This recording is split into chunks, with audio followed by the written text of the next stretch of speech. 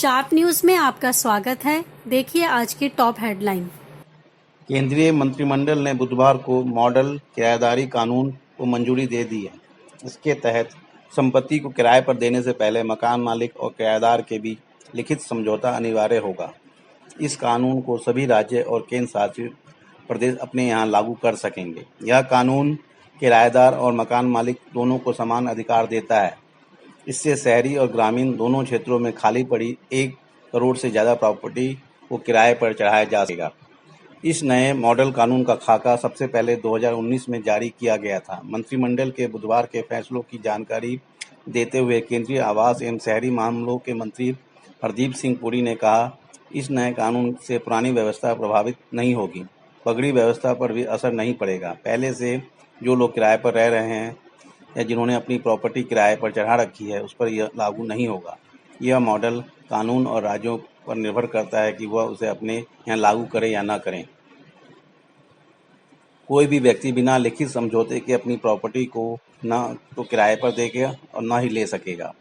इससे किराए की राशि को लेकर किसी तरह का प्रतिबंध नहीं होगा। मकान मालिक में प्रॉपर्टी को किराए पर देने के लिए पैदा होगा। जो भी लिखित समझौता होगा उसे रेंट अथॉरिटी के सामने जमा करना होगा। यह शहरी और ग्रामीण दोनों क्षेत्रों पर समान रूप से प्रभावी होगा। किराएदार और मकान मालिक के बीच विवाद होने पर तय समयावधि 60 दिन के भीतर निपटारे की व्यवस्था।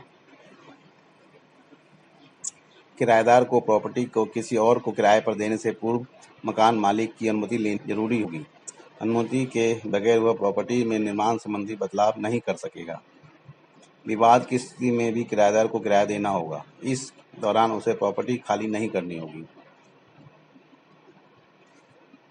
एक्ट में आवासीय प्रॉपर्टी के लिए 2 महीने की धरोहर राशि, जबकि वाणिज्यिक प्रॉपर्टी के लिए 6 महीने की धरोहर राशि जमा करने की व्यवस्था की गई है। कोविड महामारी की स्थिति फिलहाल दिल्ली में नियंत्रण में दिख रही है, लेकिन नई वेव और नए म्यूटेशन का खतरा बना हुआ है। इससे बचना है तो जेनेटिक सीक्वेंसिंग बहुत ज़रूरी है। बड़े लेवल पर और जिले स्तर पर वायरस के बदलाव पर नज़र रखनी होगी, ताकि कोई भी वायरस में म्यूटेशन हो तो तुरंत इसका पता चल सके। म्यूटेशन पाए जाने पर माइक्रो लेवल पर कंटेनमेंट जोन बनाकर इसे रोका जा सके। डॉक्टरों ने कहना है कि इलाज की तैयारी के साथ साथ सरकार को म्यूटेशन पर भी नज़र रखनी होगी।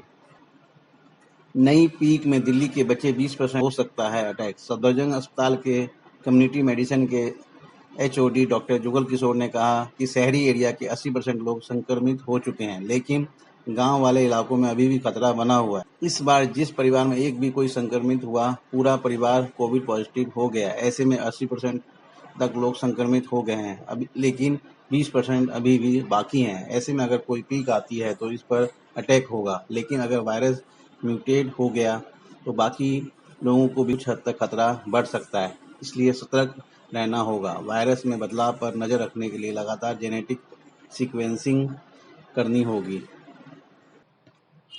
भारत सरकार ने बायोलॉजिकल ई को 30 करोड़ रुपए का एडवांस पेमेंट करने का फैसला लिया है। बदले में कंपनी 19 वैक्सीन की 30 करोड़ डोज रिजर्व रखेगी। स्वास्थ्य मंत्रालय ने एक बयान में कहा कि सभी डोज अगस्त से दिसंबर 2021 के बीच बनाकर स्टॉक कर ली जाएगी। एडवांस में वैक्सीन मैन्युफैक्चरिंग के प्रस्ताव को वैक्सीन एडमिनिस्ट्रेशन पर बने नेशनल एक्सपर्ट ग्रुप ने जांचा। यह वैक्सीन 2 डोज में उपलब्ध होगी। पहली डोज के 28 दिन बाद दूसरी डोज लगेगी। कंपनी को 24 अप्रैल को फेज 3 ट्रायल करने की मंजूरी मिली थी। फेज 1 और 2 ट्रायल नवंबर 2020 में शुरू हुआ।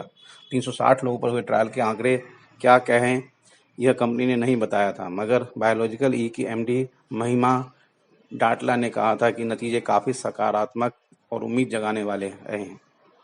फेज 3 ट्रायल देश के 15 जगहों पर 1268 पार्टिसिपेंट पर किया जाएगा। कंपनी पूरी दुनिया में अपनी वैक्सीन का ट्रायल कर रही है। केंद्र सरकार इस वैक्सीन की 30 करोड़ डोज के लिए 1500 करोड़ रुपए देगी, यानी उसे एक डोज के लिए 50 रुपए चुकाने होंगे। प्राइवेट मार्केट में वैक्सीन की कीमत अभी तय नहीं। हालांकि इस वैक्सीन का दुनिया की सबसे सस्ती वैक्सीन कहा जा रहा है। एक रिपोर्ट के अनुसार वैक्सीन की कीमत $1.5 प्रति डोज यानी करीब 110 रुपये हो सकती है। वैक्सीन की मैन्युफैक्चरिंग अगस्त से शुरू हो जाएगी, यानी आपके सितंबर से सेंटर से उपलब्ध होने की संभावना है।